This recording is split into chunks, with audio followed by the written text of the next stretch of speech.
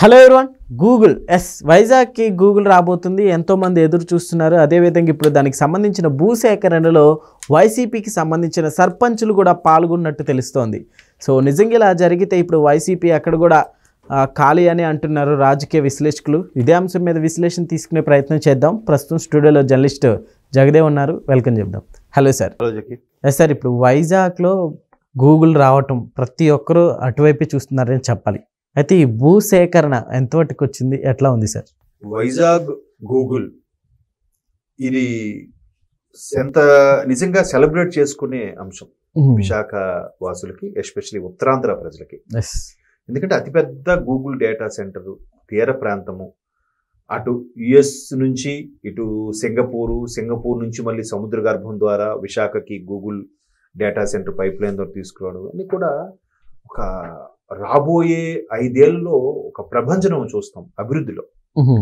So అయితే success వచ్చేసింది, మీరు భూమి చూపించడమే లేటు మేము స్టార్ట్ చేసుకుంటాం కూడా చెప్పారు.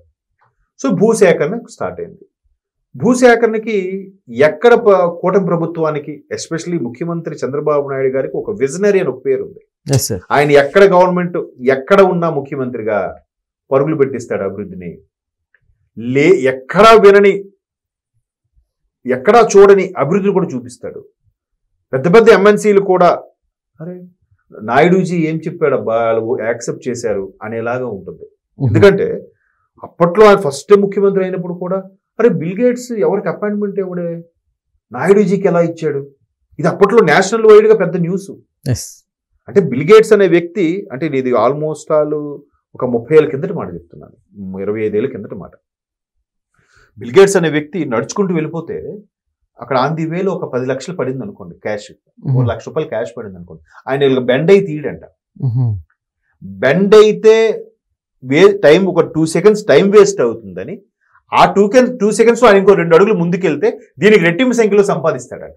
అంటే అలాగా అంత బాగా అభివర్ణించాయి బిల్ గేట్స్ యొక్క గొప్పతనాన్ని. అటువంటి బిల్ గేట్స్ 10 నిమిషాలే టైం ఇచ్చాడంట నాయుడుజీకి.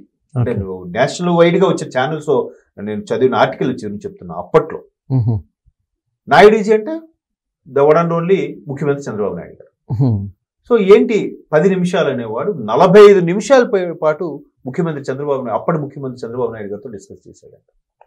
సాధ్యం అంతేగా. అంటే ఎంత ఇంప్రెస్ అయిపోతే ఎంత బాగా వివరించకపోతే బిల్ గేట్స్ అనేవాడు అంత టైం కేటాయిస్తాడండి కదా. సో అలాగా ఇప్పుడు గూగుల్ వస్తుంది. గూగుల్ కూడా భూమి కేటాయించడం కోసం ప్రయత్నం చేస్తూ కొన్ని శక్తులు నీకు ఎవరో కాదు వైసీపీ వాళ్ళే ముందంతా వీళ్ళందరూ ఏమన్నారు, ఈ గుడివాడ అమర్నాథ్ గారు లేకపోతే ఇంకా పేర్నాని గారు రాంబాబు గారు అందరూ గూగుల్ డేటా సెంటర్ దానివల్ల రేడియేషన్ ఎఫెక్ట్ చాలా మంది పశువులు చచ్చిపోతాయి మొక్కలు ఏవేవో మాట్లాడారు. అంతా అయిపోయింది. 4 రోజుల తర్వాత ఆయన లండన్ నుంచి వచ్చాడు. ఎవరు మాజీ ముఖ్యమంత్రి జగన్మోహన్ రెడ్డి. అది గూగుల్ డేటా సెంటర్ నేనే కదా విత్తనం వేసింది, నేనే కదా తెప్పించానంట. ఇదేంటిది వాళ్ళందరూ ఎక్కడ చంద్రబాబు పేరు వచ్చేస్తుందో అని చెప్పి యాంటీగా మాట్లాడితే ఈయన వచ్చి ఒక్కసారి తుస్సుమన్నాడే. అంటే వాళ్ళది రాంగా ఈయనది రాంగా, లేకపోతే ఇద్దరికి కమ్యూనికేషన్ లేదా అధ్యక్షుడికి కింద స్థాయి వ్యక్తులకి అలా అభాస్పాలు అయిపోయారుగా. ఇదేట్రా బాబు మాకు యాంటీగా మాట్లాడమని చెప్పి వైసీపీ పార్టీ అధిష్టానం నుంచి వచ్చి ఆర్డర్స్ వచ్చాయి, ఈయన వచ్చి ఒక్కసారి ఇలా బాంబు పేల్చాడేట్రా అని వాళ్ళకి ఎంత ఫీల్ అవుతారని. వాళ్ళకి ఇప్పటికే ట్రోల్స్ చేస్తున్నారు. మేము మా హయాంలో చేపలు మటన్ షాపులు వచ్చాయి అదే పెద్ద అభివృద్ధి అన్నట్టుగా. ఇంకెలాంటివి ఇంకా ట్రోల్స్ అవ్వా. సార్ అయితే ఇప్పుడు ఈ గూగుల్ కంపెనీ ఎప్పుడు అంటే స్టార్ట్ అవ్వచ్చు, ఎప్పటి వరకు కంప్లీట్ అవ్వచ్చు? అయితే ఇప్పుడు దానికి సుమారుగా ఒక 300 పైచిలుకు ఎకరాలు అవసరం ఉందట. ఇప్పుడు రైతులకి ఇప్పుడు భరోసా ఇవ్వాలి కదా. 300 ఏదైతే అమరావతిలో తీసుకున్నారో 300 ఎకరాలు కావాలంటే 300 ఎకరాలకు సంబంధించి కొన్ని డిమాండ్స్ పెట్టారు. సరే ఎకరంకి ఒక 20 లక్షలు ఇస్తాము, 30 లక్షలు ఇస్తాము. అలాగే వేరే దగ్గర మీకు ఆల్టర్నేషన్గా వేరే దగ్గర దానికి సంబంధించి ఒక 10 సెంట్లు భూమి ఇస్తాం, లేక 5 సెంట్లు ఇల్లు కట్టుకోవడానికి ఇస్తాం ఏదన్నా. సో అది డిమాండ్స్ చర్చలు జరిగాయి. అన్ని స్థానికంగా ఉండే ఎమ్మెల్యేలు ఇప్పుడు గంటా శ్రీనివాస్ గారు లాంటి వాళ్ళు మంత్రివర్గం కొంత డిసైడ్ చేసుకొని లాభం లేదు దీని యొక్క కాంపెన్సేషన్ అనేది పెంచితే మార్పులు రావచ్చు అంటే ఒక్కసారిగా ఏం ప్రకటించారంటే ఎకరాకి 40 లక్షల రూపాయలు అమౌంట్, వేరే దగ్గర 20 సెంట్ల భూమి. అందుకనే సూపర్. 20 సెంట్ల భూమి అంటే ఆల్మోస్ట్ 1 ఎకరాలో 5వ భాగం, వేరే దగ్గర ఒక 5వ భాగం, పైగా ఎకరాకి 40 లక్షల భూమి. అది కూడా పక్కాగా పత్రాలు ఉంటాయి. Yes sir. డి పట్టా లాంటివి ఉన్నాయనుకోండి, అలాంటి డి పట్టా లాంటి వాటికి 17 లక్షలు ఎంతో కేటాయించారట. ఇంకా దానికి కూడా ఇంకేదో పట్టా అంటారు దాన్ని, శివాయి ఏదో అంటారు దాన్ని, కరెక్ట్గా గుర్తు రావట్లేదు, ఒక ఉర్దూ వర్డ్ లాగా ఉంటుంది. అటువంటి పట్టా లేకుండా కొంతమంది ఏంటంటే అక్కడ ఆక్యుపై చేసి కొన్నేళ్ళుగా అలాగే అక్కడే స్థిర నివాసం ఏర్పరచుకొని ఎలక్ట్రిసిటీ బిల్లు, భూమి ఇస్తూ ఇంటి పన్ను కడుతున్నారు అనుకోండి, వాళ్ళకి ఒక రకమైన పట్టా ఇస్తారు. అటువంటి పట్టా ఉన్న వాళ్ళకి మినిమం 8 లక్షలు ఇట్లాగా కేటాయించుకుంటూ వెళ్ళి దాని రేషియో ప్రకారం వాళ్ళకి వేరే దగ్గరకు 8 లక్షలు ఇచ్చే వాళ్ళకి సుమారుగా ఒక 2-3 సెంట్లు ప్లేస్, 2-3 సెంట్లు అంటే బ్రహ్మాండమైన 2 BHK ఇల్లు వస్తుంది, 3 BHK కూడా కట్టుకోవచ్చు కదా. సో అట్లాగా ఒక్కొక్కటిగా ఇచ్చేసరికి ఈరోజు స్థానిక ఎమ్మెల్యే మన గంటా శ్రీనివాసరావు గారు, మాజీ మంత్రి గంటా శ్రీనివాసరావు గారు, అలాగే కలెక్టర్ వారితో గవర్నమెంట్ సర్క్యూట్ హౌస్ లో, Visakhapatnam government circuit house, governor's bungalow అంటారు, అక్కడ ఒక సమావేశం అయితే తండోపతండాలుగా రైతులు వాళ్ళు వచ్చి వాళ్ళు యాక్సెప్టెన్స్ చేశారు. కొంతమంది 60% మంది రైతులు ఇప్పటికే ఓకే చేసుకున్నారు. ఈ 60%లో మాజీ సర్పంచులు, మాజీ ఎంపీపీలు కూడా ఉన్నారు. వాళ్ళు ఎవరు?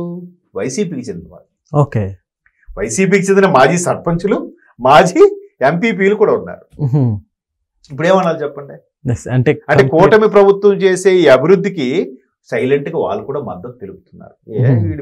గత 5 ఏళ్ళు మా వైజాగ్ క్యాపిటల్ అన్నాడు, ఏది చేయలేదు, ఏ పని చేయలేదు, ఊరికే ఆ రుషికొండ మీద కొండేసాడు, ఆ కొండకు బోడుగుడు కొట్టించి వెళ్ళిపోయాడు.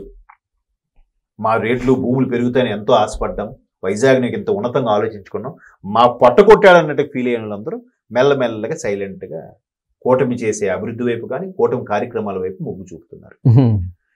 సరిగ్గా ఒక 6 నెలల కిందట మీరు అబ్జర్వ్ చేస్తే ఏదైతే వైజాగ్లో ఉండే కార్పొరేటర్లు కూడా వైసీపీకి చెందిన వాళ్ళు ఒక 8 సైలెంట్ గా ఎంపీ పురంధరేశ్వర్ గారి సమక్షంలో బీజేపీలోకి వెళ్ళిపోయారు.